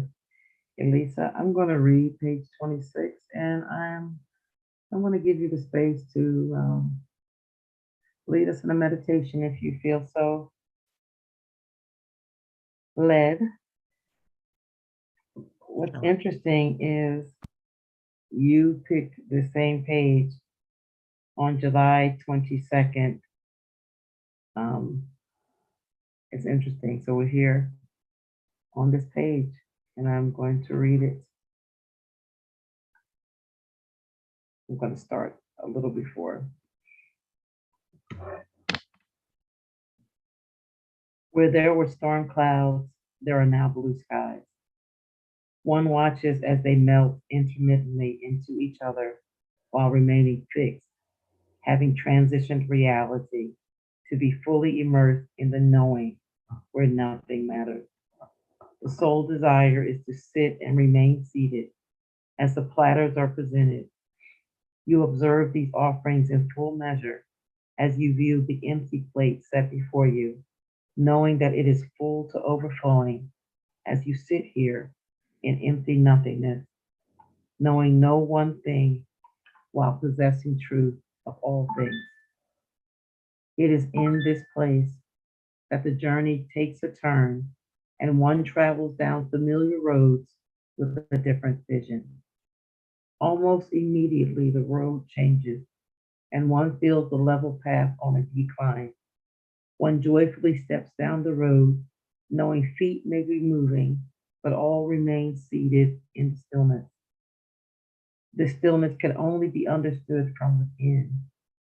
Now, having grasped this reality at this juncture, the eternal rises upon lips silenced in contentment to chart out new lands, lands that appear as embossed calm, having once reeked of smoke-filled chaos, now giving way to this moment. I confidently go forth. Wait, I see an old friend approaching. We pass with barely a hint of acknowledgement. Was that? We used to sit for seconds, hours, days, weeks, months, years even, basking in the glow of our communion and being filled with the dregs of our own folly, finding satiation within our dance until the claustrophobic melody threatened to seal off my windpipe. Suddenly I lose consciousness while grasping at past eons with light flickering in the distance of me. So many memories flash before me in that brief moment, and this time I don't look back. Scalding waters scathe the confines of this wearied existence as trepidation sees through the cracks of this arid soul laid waste and barren from the seeds of anger and resentment that have bred droves of sheer pandemonium amid the dross that skims the surface of the lava-like condition, seeing no hope for redemption. It leaves this wretched vessel bare to the bones. Any trace of flesh has been boiled to oblivion during the transition from knowledge to knowing, intellectually dead to the reality of predisposition and surrendered fully to the supposition of a nurtured hope that what was lost and now found in the final analysis. Hope deferred in search of faith, belief, trust in light of reparative semantics that coat charred flesh in varying colors to camouflage the reality of a dream misperceived. I awaken to the truth, bare naked and staunchly rooted in brandished fervor. It allows my innermost confines to be swept empty as I am progressively filled with newly appointed vision, clarity, and sound reverberations. Old companions may resurface to reclaim some lost and or abandoned space. The frustrated unions fade in the light of this freedom, embraced having divorced misplaced affection. A fond kinship with misery has been abandoned for a much greater emptiness.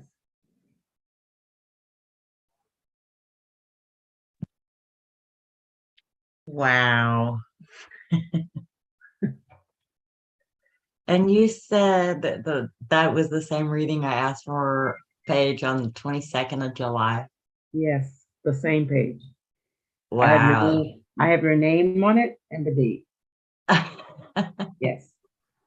I Same was thing. sitting here listening to that, and it was like a bunch of that I don't remember, but it was 3 weeks after Mom's transition. Wow. And how beautiful is that? Because that's where it starts, is the transition. It's the transition. I want to send this to you. I know there's a way you can share the page, but it's getting late, but I want to be able to, so you can read it yourself. I'll send it to you so you can look at the words yourself. No, no worries. I just, I was just sitting there listening, and it just kind of hit me as how different I feel now than then. Like I feel oh yeah, I can look back, but that's not where I'm going. I'm going this way. And I'm feeling myself like you were reading as I like that's just as what I'm doing right now,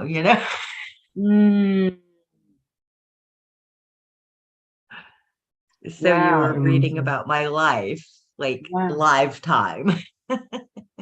wow, Elisa. Yeah. And you prompted it because and so we part ways. It's like when you said that, it's like it took me to that piece And that that piece is around the piece that you they're not far apart. And there's pieces in it that I see have connections to the other piece. So it's like it's all linked together, you know? Right. Well, Um, I remember hearing something in the last one that I was like, all I could think of was 26, 26. wow, wow, wow. So You know, thank I don't know about you, and I'm going to be sharing more on the lives and in the my breathing space that I have on Facebook, and then with other people. Just the power of sound. Like, I think when you look at chants, like the Hindu chants, Mm. it's not about the meaning as much as it is the sound. Like we would say, ah. It's not about the ha ha ha ha ha. It's about the different inflection and the sound. Like you're saying ah, but it's like the different ways of saying ah. And that just recently spoke to me anew because in Hindu, when they do chants, it's not about the meaning. Sometimes we want to attach, but what does it mean? It's not so much about the meaning as what the vibration does. And so there are chants that are done. The chanting is done for the vibrational shift that it creates, and not so much for what the words mean. And I say that because there is I, I don't know if you're like me, Elisa, but I embrace all ways that source expresses itself. I embrace them all, and whatever resonates with me, I adopt it for a season, but I don't do anything religiously. So whatever speaks to me. So recently, it had come to me to add a chant at the beginning of my own. I did my own meditation, and the one that was calling to me was Om Namah Shivaya, and I had started doing it. It was like Om Namah Shivaya, and so it's like it's this rhythmic thing. And so I had begun doing it. So a friend of mine in Costa Rica, and Shivaya is Shiva, right? And so Wow. her daughter is 6, and she says, my daughter asked me about Shiva, and her daughter is here doing this chant, and they're raised Christian, but she chanting just calls to her, and hasn't heard this anywhere. But she began doing, and I heard her. I was on the phone. I said, "Is she chanting?" She said, "Yes." And she was chanting and saying Shiva. So to me, it's like whatever the divine, however the divine speaks to us, whatever resonates with us, it can be true without us needing to say that, well, now I'm this and now I'm that. It's just that this particular thing speaks to me. Like, um, you know how you align with what's yours and everything else you leave alone. And I don't know, I just wanted to share that I'm going to be incorporating more chanting, and I have a light language that I sing from, that I meditate through, and I'm going to be sharing that more too, because I want to encourage other people that if there's a sound that's coming up from you that is authentically you, then it's perfectly fine for it to come out of you and you to share that if you feel led to share that. So as Thank we're you for closing, I saying just that. wanted Yeah, to share no, that. I struggled with that because last year I was traveling around, and what I noticed was that when we would, gather around the fire or doing Mhm. something, I would automatically go into like this chanting state. And it was more like this primal, wasn't a language though. Mm. And I was like, I don't know, probably the third time it happened before I like consciously was aware it was happening. And then all of a sudden I became self-aware of it. Yes. Oh, I'm not supposed to know what, like, I don't even know. That's not even real words. That's not real sounds. You can't be doing that. That's, this. Right. And allowed my head to just trip all over me. And I had to just allow whatever Yes. primal or whatever it turned out to be to Yes. come up Yes. and just let it rise and give Yes. itself voice. So Yes. thank you for, Yeah. I'm so glad that resonates with you. I felt led to share that. And so I'm Yeah, glad that no, this thank you for resonates. that. Yeah, I had Yeah. forgotten. Yeah, you So forget. you feel free. And in the spirit of that, you always feel free where I'm concerned when you're meditating. Feel free to allow whatever sound or utterance wants to come out of you, like because it's bypassing the reasoning mind. So the reasoning mind is always going to get tripped up with that. If people are listening to you or listening to me, they're going, "Oh, what is she saying? Is that this?" So then that's going to prevent, but it can't stop what the spirit is doing at a deeper level. So for me, I've just learned to let it. I feel it coming up, like I felt those tears tonight. I allow it just to come up and even let it bypass my reasoning mind to just because the minute I start trying to understand it, or is this Dutch, or is this Swedish, or trying to put it, or is this an African? It's just it just kind of shuts down. But the more I just Right. let my tongue loose, it just comes up. And I think that I feel that it's a language that is innate to us individually, and that it's this beautiful cacophony of melody when we allow it to just come. I was like, wow, how powerful would that be for a group of people to be uninhibited in allowing the sounds to come out of them and just be in a space together? Like what could we really create in a space like that where beyond understood diction, just letting the tongue free and letting the mind just be released to just be. It's like beautiful, and such beauty comes out of that. Anyway, I just wanted to share that with you, Lisa. Just always I be love it. free with me. You can always feel free to share however it's coming out of you, and know that it's a good place. It's a good place, and I receive all of it because I know the heart that you come from, and it's a tender place, and I honor that. I honor that, Lisa. Thank you. I received that and I feel that, and I hope you know the same always. You Yeah. have a safe space.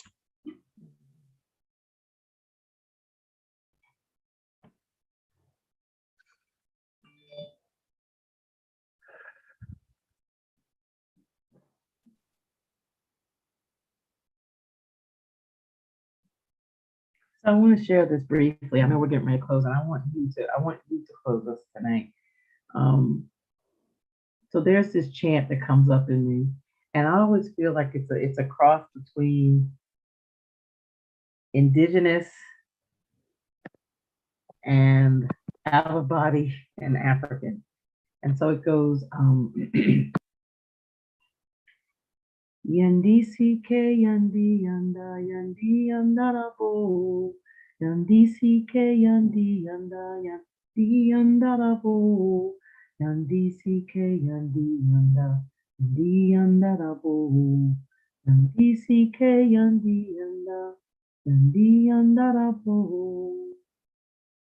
So sometimes I'll be sitting in meditation and that just comes up. Those are not words, Elisa, but it has such deep resonance that I just allow it when it wants to come forward, it comes forward. And I have found that when I share that in spaces, that it speaks differently to different people. It says whatever it wants to say. And so we can be free in that because there's so much that we don't know of spirit, that we're just accessing that realm. And when I did try to reason it and try to see what the translation would be, I was surprised that they even attached it to Dutch. I'm like, Dutch, I wouldn't have. So it's just like I've just learned to I know that it's an utterance and that it's understood on a level beyond this, and that if there needs to be something that needs to come forth, then spirit will allow that. But if not, it's understood at a deeper level, and that has allowed me to be free in letting those utterances come forth when they do. And so beautiful too. It's love, it's just love. And it doesn't need an explanation or justification of that. And I just love that. Wow, that you would say that. I wasn't going to tell you that because we were in one breathing meditation, and it came, so an utterance came forth. At the end of the utterance, it said, Indoya yande ye, iyande se, iseda. Love is the language we all speak. We all speak. And that's what I've adopted, Lisa, that it's love. It's just love expressing itself. And I rest in that. So thank you for confirming that, Elisa. It's just love. It's just I love. love it.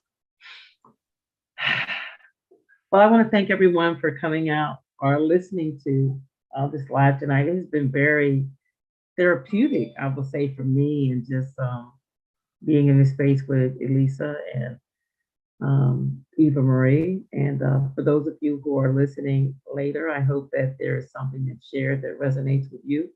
We will be having our last open mic next week, I believe. I will be sharing from Costa Rica. Elisa will be here in the States, and we will be sitting together in one place. Um, it takes all of us. It's not a matter of one voice, it's a matter of the collective voice. And we each bring that expression through our life stream, through our experiences, through our understanding, through our lessons, in the strength of who we have come here to be. And I honor that in each one of us. Elisa is going to close us out on tonight, and she will be the last voice that you hear tonight. And this is A. Marie, and this is Poetically Speaking. It's all yours, Elisa. Thank you, A. Marie. Such a beautiful, beautiful soul who has just really come into my life and just stood. And I love that. And I appreciate that. So thank you. So let's just close your eyes. And we're just gonna take a couple of breaths, clear our mind.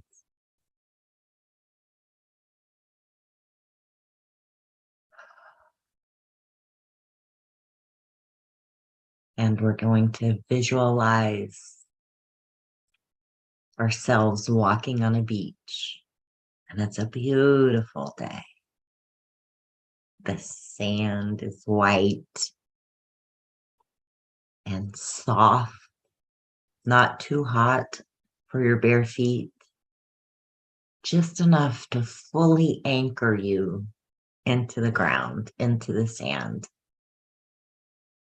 And just allow your feet to just soak down into that and just feel them sinking down, down into the sand.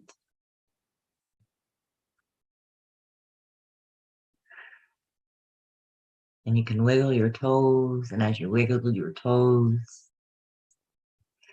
you can feel the electricity, Mother Earth coming through, and just allow it.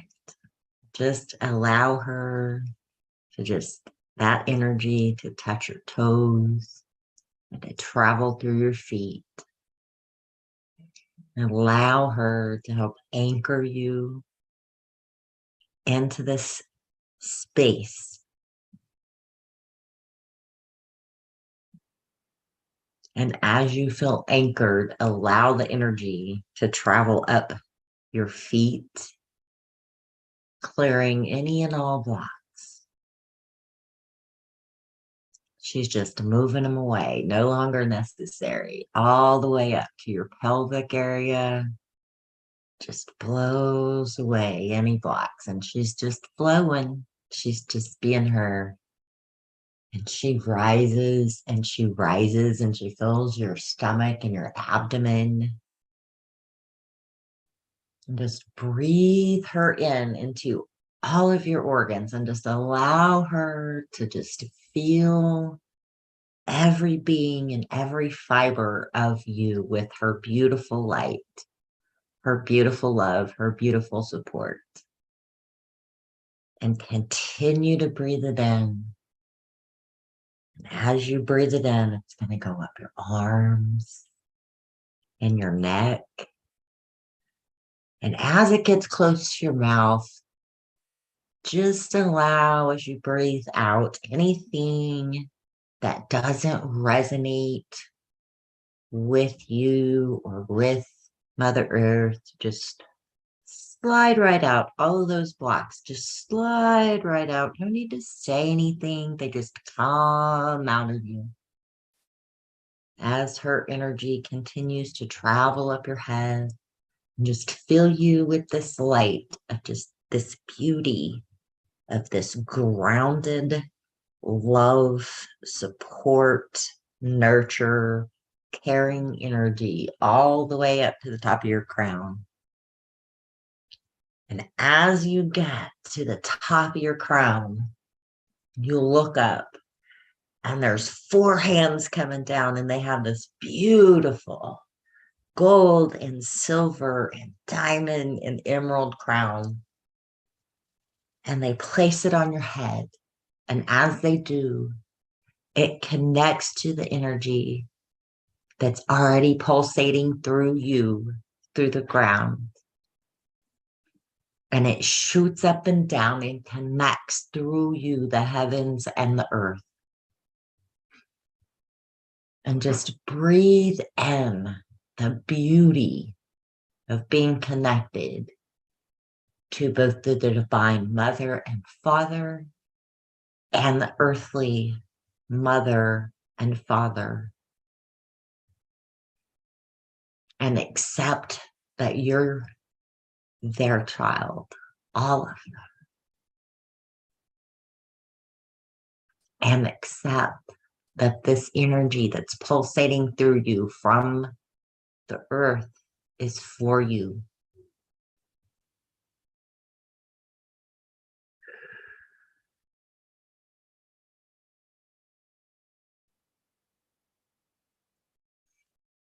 Allow your birthright to fill you with passion and love and spark and curiosity and adventure and all of those other things that you wish to take with you.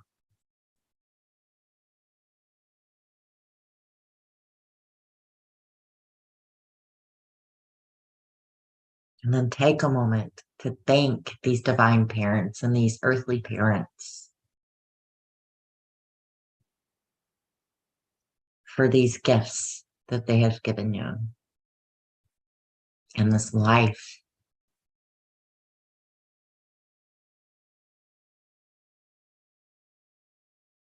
And accept that they choose you to make your own choices now. They place that crown on you because they know you can do it.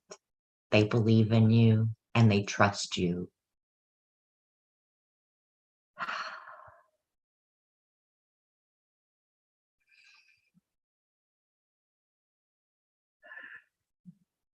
Breathe in that sovereignty.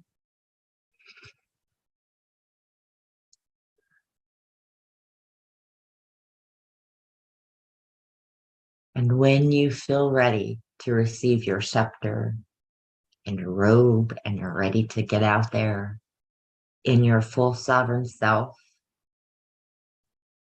also thank Earth for her energy and for her support. Slowly make your way back to the beach and to your body.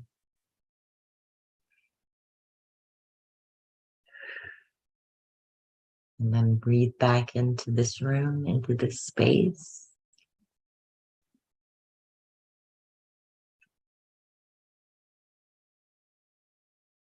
Thank you.